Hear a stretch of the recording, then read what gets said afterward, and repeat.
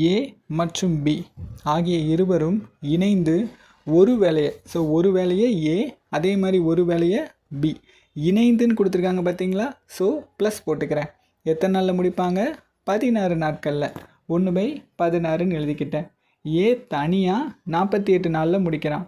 அப்போ ஏக்கு பதிலாக 48 போட்டுக்கலாம். மற்றதெல்லாம் அப்படியே எழுதிக்கோங்க.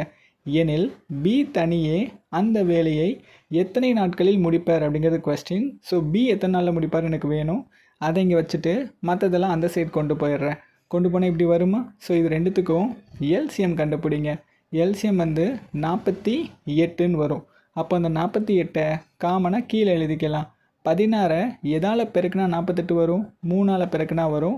48 1ஆல் பெருக்குனா வரும். இது ரெண்டையும் கழிச்சா 2/48. இதை அடித்தா 24ன்னு வரும். பி மட்டும் தனியே 24 நாட்களில் முடிப்பார்.